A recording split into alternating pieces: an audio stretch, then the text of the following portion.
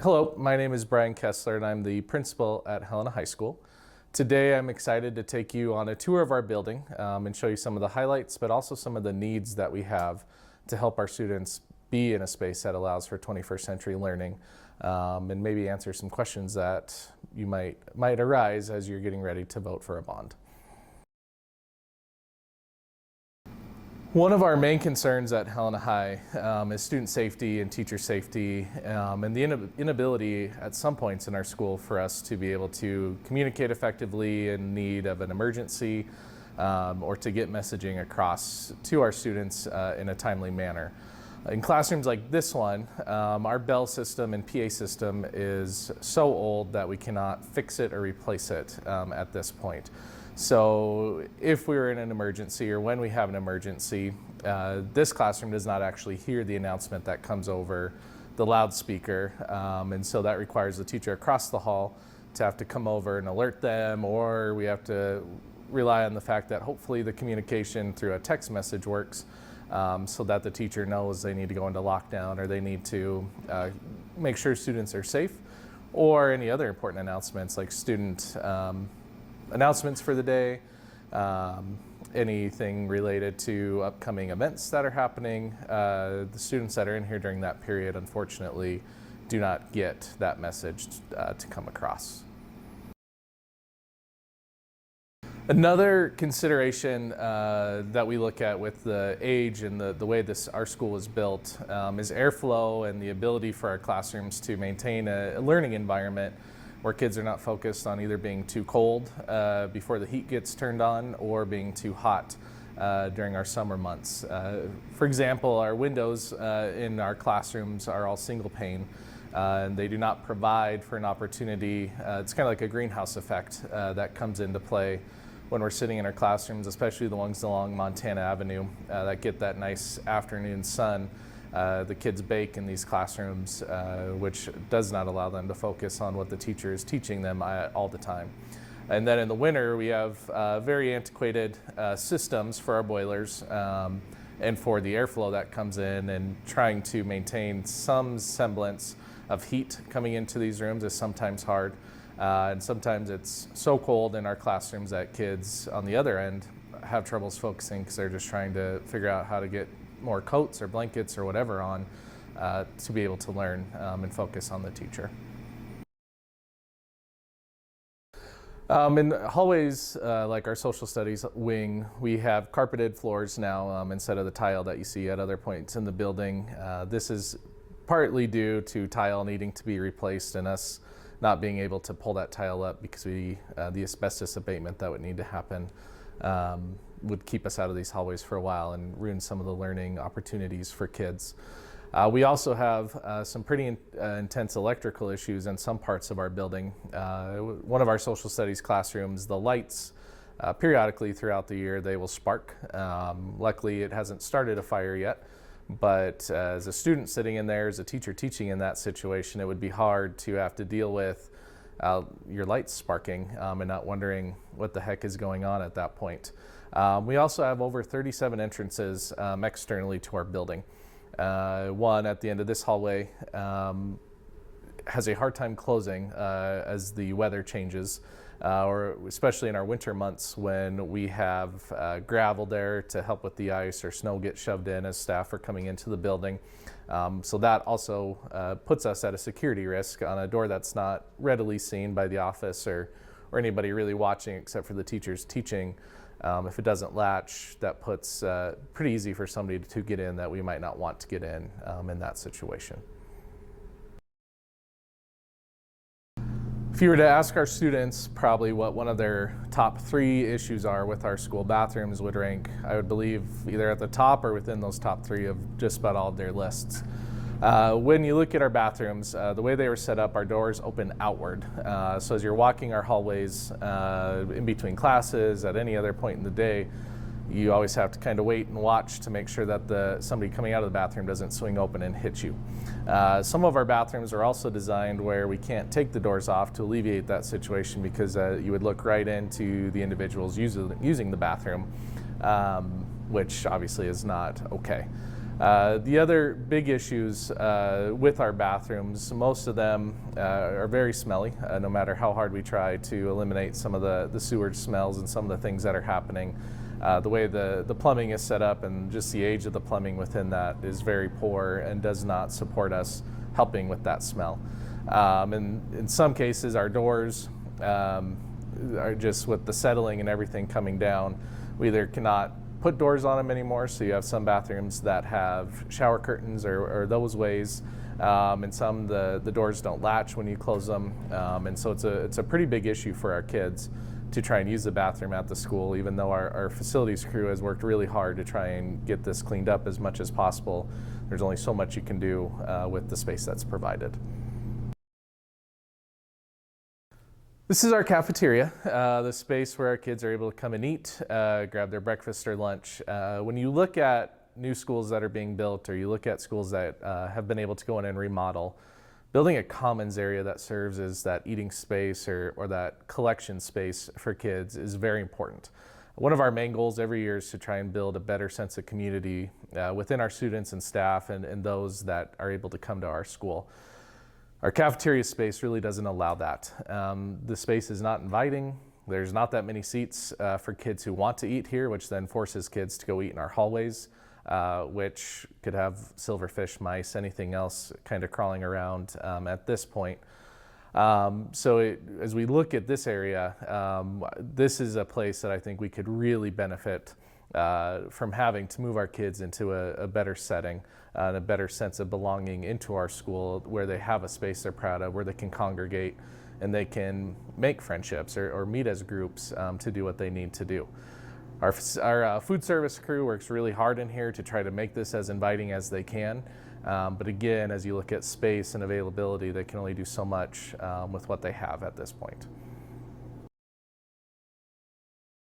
One thing that people hear the most about in the community right now are our boilers and our heating system. And as you saw with the images, to me they always remind me of something as like I'm on the Titanic or we're trying to get coal going to heat our school. The sad fact is that our boilers, these are the original ones put in 1957 when the building was built. The life of these is typically about 40 years, and we're coming on about 70, almost 80 years of lifespan for these in our building.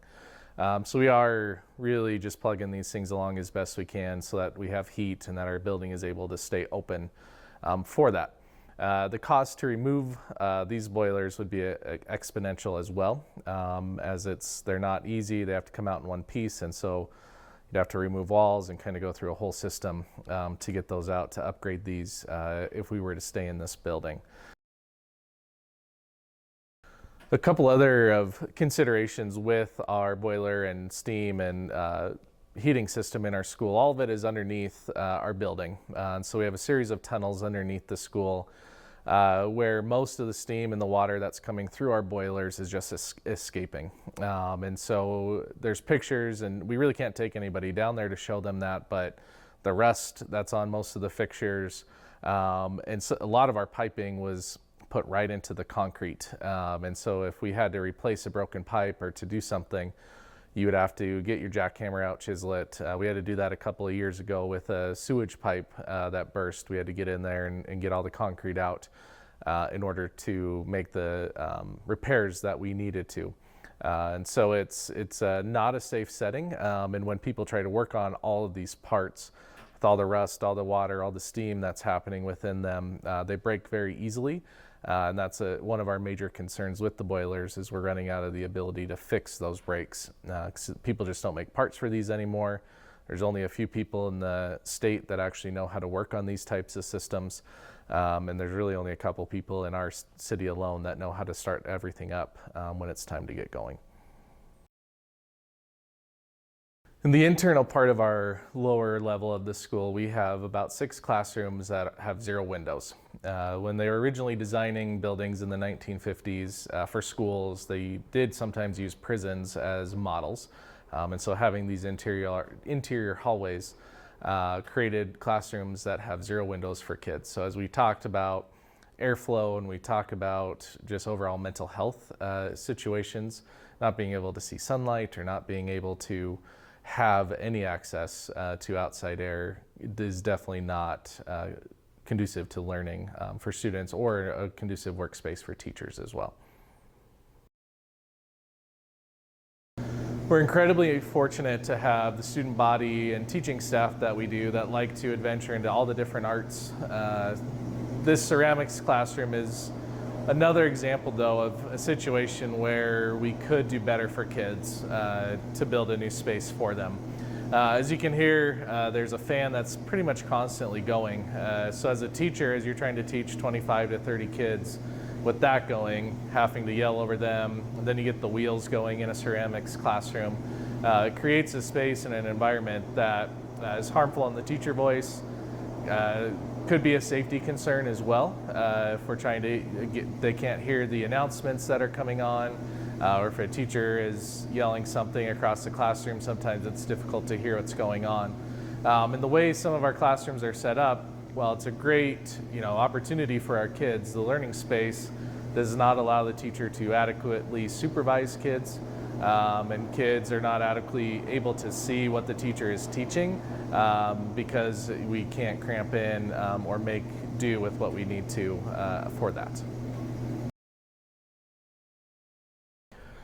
We continue to want to give our students an opportunity to build career skills, and our culinary classroom is an incredible example of where our students are able to build those hard and soft skills needed to join the workforce. In here, this class is full all the time, and it's when you get 18 high school bodies or 20 high school bodies moving around, it becomes a hazard. In here, as they're moving with hot plates, carrying liquids and everything else that might be needed to cook something. But we also have issues with ventilation in this classroom and access to all the resources that students might need. So as we look at what could be if we were able to get a new building, building a space that allowed for adequate student capabilities or access or the ability even just to feel safe in the space that they're working in would be incredibly helpful, and I can't even imagine where our teacher and our students would go if they had the space needed to meet the skills and standards that they're actually trying to work towards.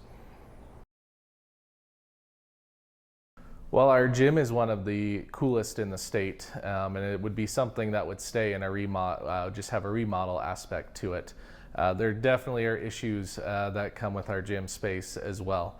With our roof, no matter how many times we put a new membrane on the outside or try to redo anything with it, when it rains, it pours inside as well. The locker room that we're currently sitting in, when it rains hard enough, the water just pools and it becomes somewhat of a lake in this area. So our kids are having to work through that to try and get dressed for class and go back into the normal school day. Additionally, in here, you're looking at space for what we need. And just privacy concerns too. We talked about bathrooms earlier, in some of our locker rooms there's no doors or any sort of privacy put in place in the bathroom, so our kids are having to utilize the restroom just out in the open for that. With our gym, the main gym setting too, our ventilation system, while it gets some air moving, usually it's really loud. You can't hear or speak or talk over it as you're trying to teach a class, or it just doesn't work at all.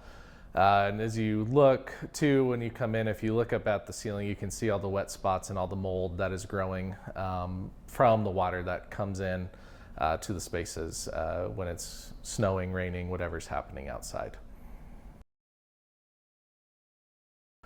Again, an example of the poor drainage systems that were built into the school. This is a practice room for our choir students. And most of the last decade, they have had situations or issues with water draining when the snow melts were coming or heavy rains. So as we think about this, in a room that no window, no ventilation, and having all this water come into it, you're getting mold, you're getting some of these bad situations happening. And there's some pretty expensive equipment, pianos, other instruments that are housed in here as well. We're lucky in this last one with the hole in the ceiling from this past year that the piano was back far enough and nothing happened, but it was basically a waterfall coming in to the building when that first big snow melt hit. And again, this is something that's not uncommon in a lot of these spaces in our school. So when we built our science wing, the last time we had a bond passed for the high schools in Helena, part of what they did, instead of putting a proper foundation under some of the parts of that, we had what we now call the dirt room. So they built right into the hillside for our school. Obviously we don't do anything here. We kind of score some scraps. There's some ventilation that goes through here. Our main gas line goes through here. And a couple years ago when we had that kind of flash flood come through downtown and through our city, it washed out all of this. And so it was pretty alarming for us on what was going to happen, if something like that happened again for that.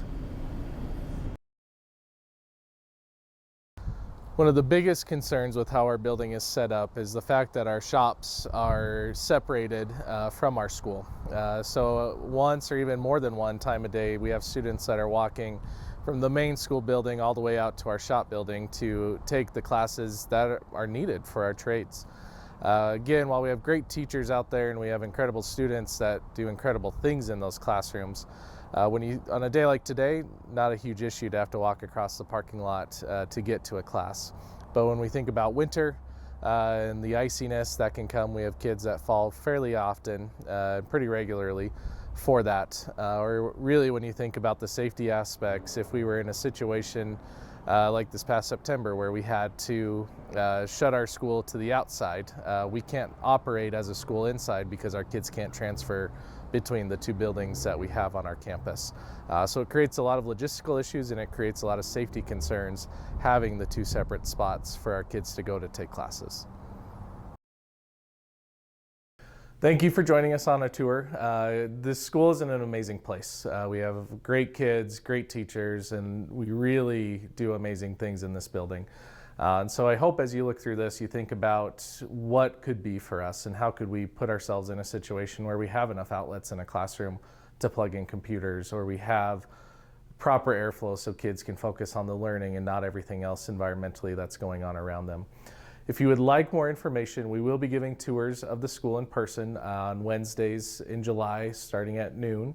You can come to either of the three buildings that are up for consideration right now, and we'd be happy to show you around and talk more about what is going on in our buildings and what the potential is for our buildings and our students for that. Or you can give us a call to see or to ask any questions. We're more than happy to talk with anybody right now about the importance of this bond and the importance of giving our kids a place that they have pride in and a place where they can really be 21st century learners.